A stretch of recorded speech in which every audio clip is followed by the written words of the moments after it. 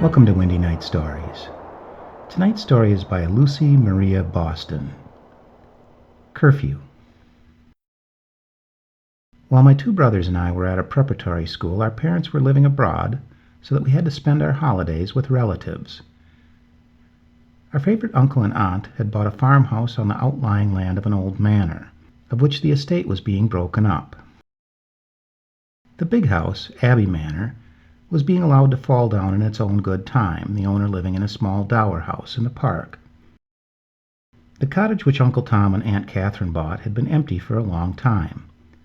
Nettles grew up on the front door and even between the flagstones in the larder.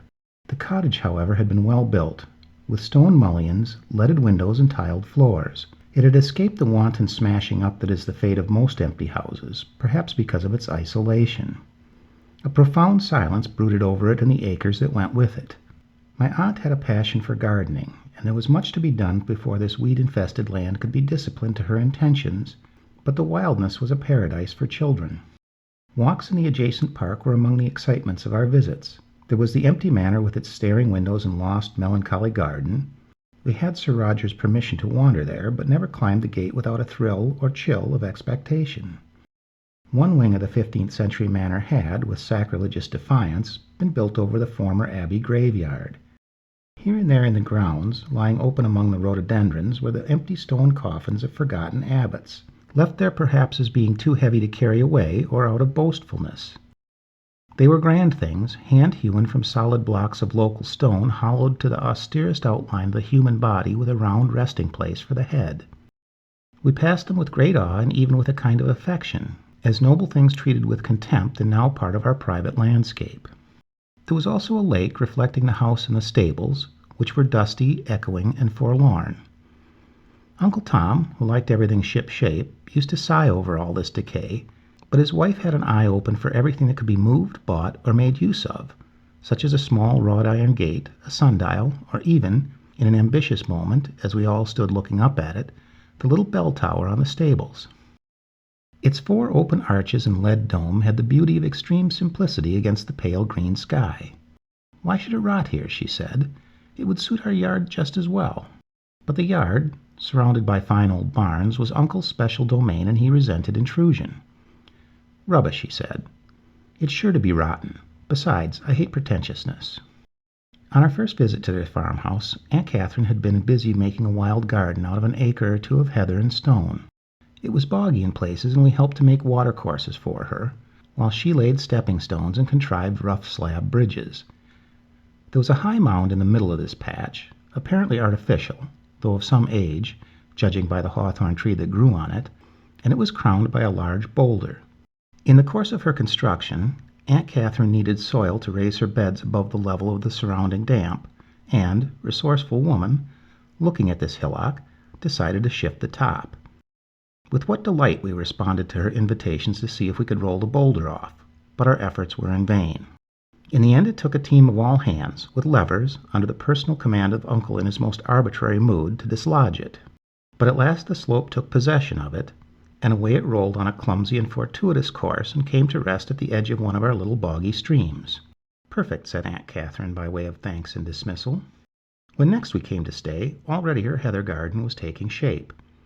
She had perfectly preserved the wild atmosphere, and the hillock was down to almost the level of the rest. "Look, boys," she said. "We struck on this yesterday." She showed us the top of a trough or coffer of stone which her digging had half uncovered. The slab over it that had served as a lid had been prized up and now rested sideways, leaving a gaping hole through which the loose earth on top had poured in. Aunt Catherine stopped with a gasp. "When did you open it?" she asked Uncle. "I haven't touched it, my dear." "Then who has been here, and why?" "Was it a burglar? Was it treasure?" We were all agog.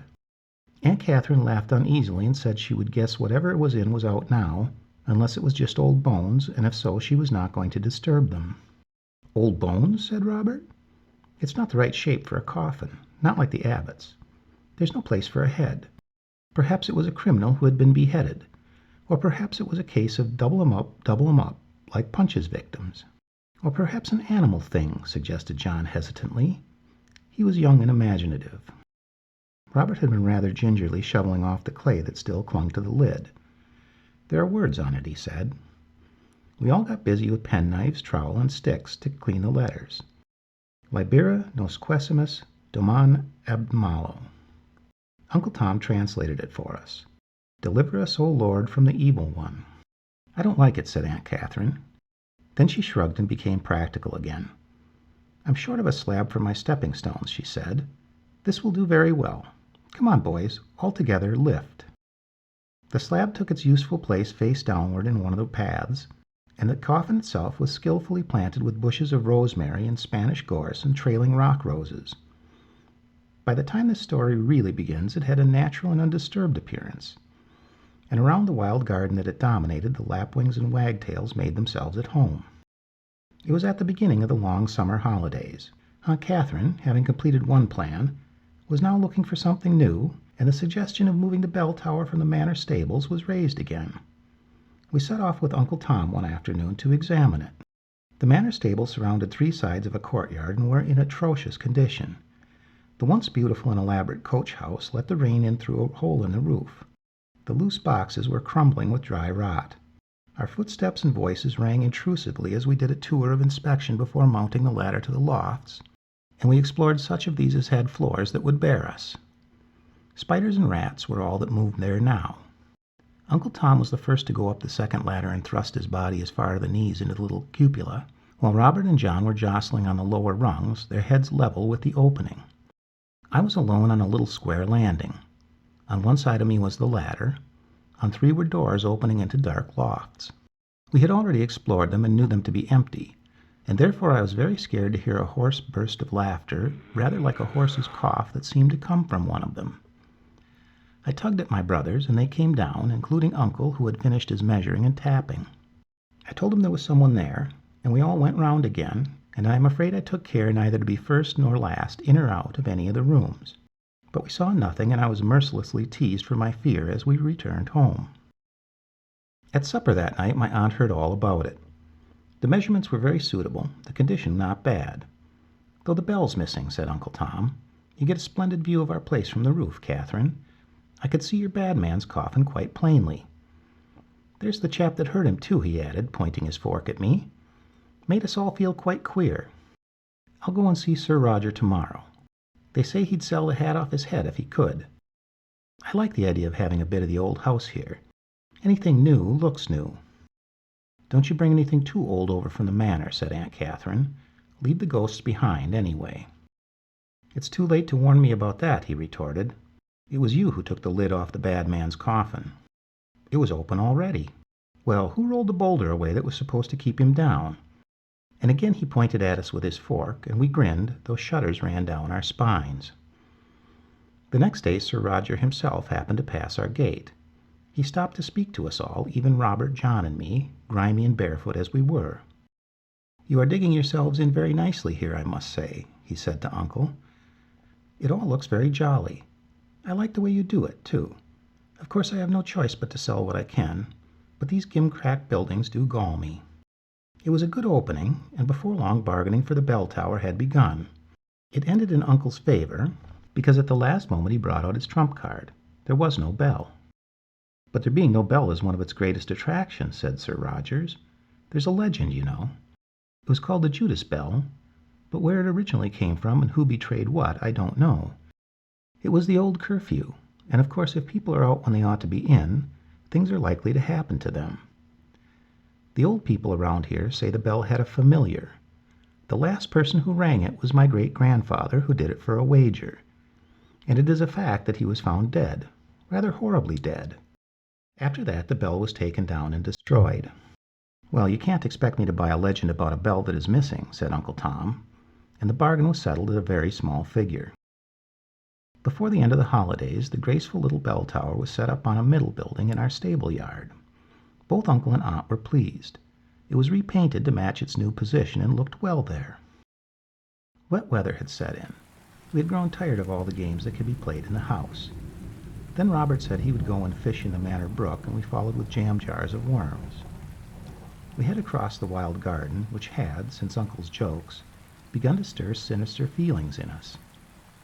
The lapwings cried and veered and flung themselves along the wind.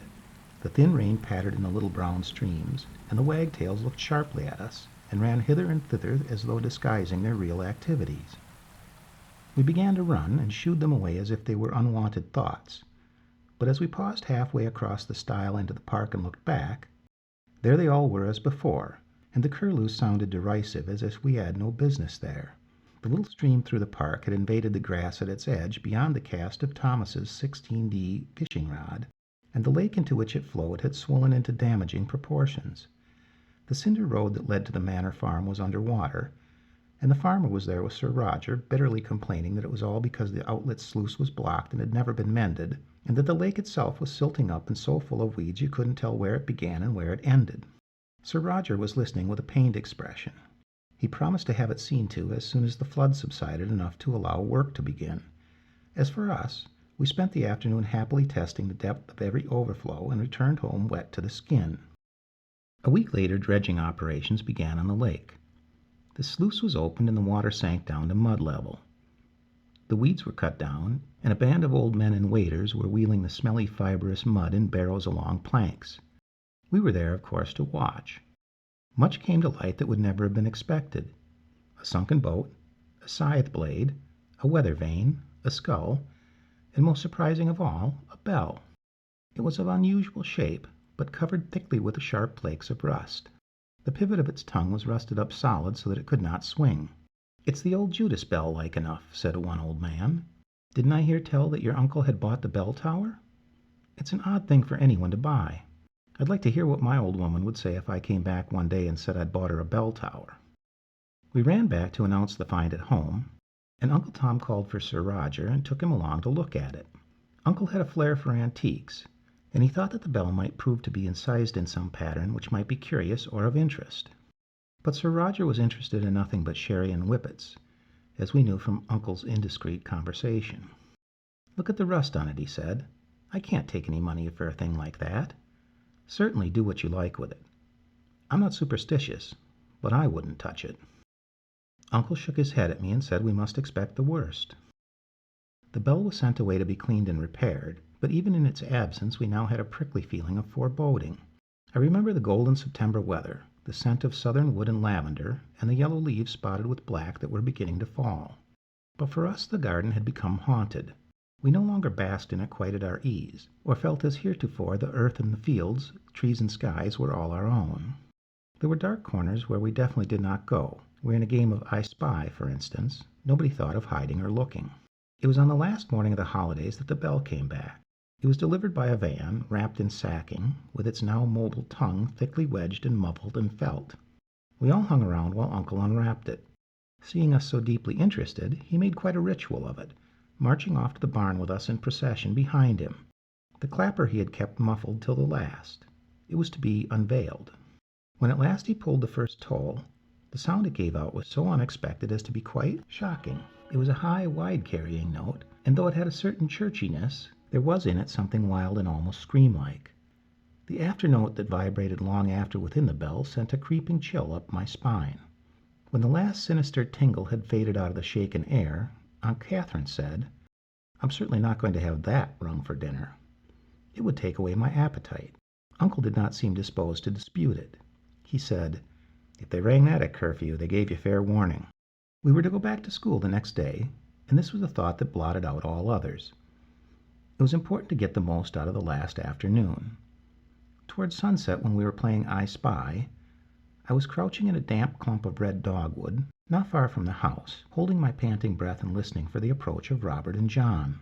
I heard their voices drawing off in the wrong direction, and was beginning to feel I had time to straighten my stiff knees before they could possibly return, and then to hope they wouldn't be too long, when with no other warning, a feeling of utter isolation and panic took me. I felt I was deserted, exposed to unknown dangers, perhaps trapped. I turned involuntarily to look behind me, and saw two long-nailed, soily hands begin to part the leaves, and an evil face looked in. His hair and cheeks were clotted with earth, through which his yellow teeth showed more on one side than the other.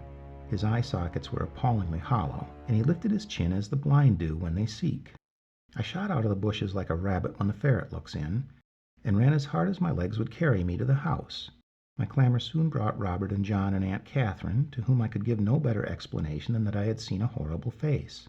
She calmed me as best as she could, saying it was probably a tramp coming in to pick up apples, and Uncle Tom should go round and send him off. Confidently, she and Uncle exchanged that word as if it met the case perfectly.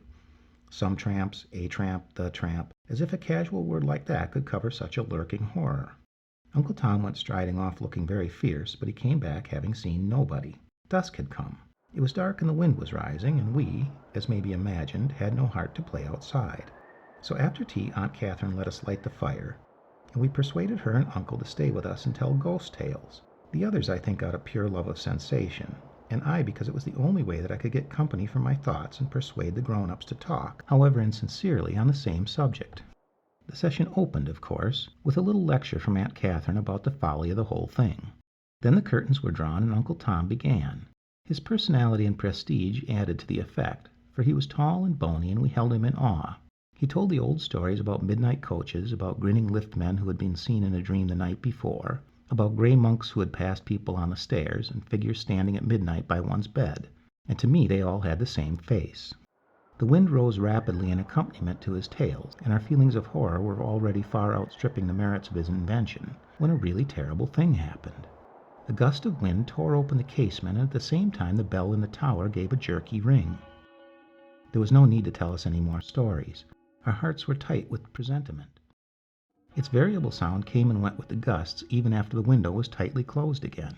It was not like a bell rung on purpose, but a bell evilly twitching on its own. "This is quite intolerable," said Aunt Catherine. "No one will sleep a wink tonight if that goes on." "Don't get in a fuss," said Uncle. "I'll go out and take out the clapper." Nothing could be simpler. Now, boys, off to bed. Up we went perforce, keeping close together, and clustered at our bedroom window to see him do this act of bravery. He seemed to waste hours talking to Aunt in the hall while we waited upstairs and listened to that vibrating shudder from the bell, the irregularity of which made it even more fraying to the nerves. The shadows under the yard walls were peopled for me with precise terror, and so was the room at my back. The keyhole howled too, and the wind in the chimney buffeted hollowly. At last we saw Uncle Tom come out into the light from the back door, and go down the yard where we could only by straining keep him in sight. Shadows swallowed him up, and we heard the barn door slam behind him. We fixed our eyes on the outline of the bell tower, and again it seemed an age before we thought we could distinguish his head, shoulders, and arms waving against the sky. "There he is," said John, in a whisper. Uncle had seized the bell, and the clanging stopped. But a moment later we heard him yell with the whole force of his great lungs, and his body disappeared down the manhole. The bell had stopped, but the wind still blew, and it was hard to tell where the sounds came from. Robert thought he heard a dog fight going on somewhere. But Uncle Tom didn't come back. Time seemed too short now. We imagined how long it would be before he would appear, then doubled it, trebled it, and began again. At last Aunt Catherine came out and shouted for him, ran halfway down the yard and shouted again. The maid came out too, and presently the yard was full of people with lamps and flashlights. They went into the barn after Aunt Catherine, and came staggering out carrying someone towards the house. We were seized with shame and undressed as quickly as we could, jumping into our beds. But Robert went on to the landing and called down the stairs to ask what had happened. "Go to bed, boys, and for the Lord's sake keep quiet and keep out of the way," said a woman neighbor. "Your uncle has had a nasty accident." And then we heard the horrible mad banshee sound of the maid having hysterics in the kitchen. The end.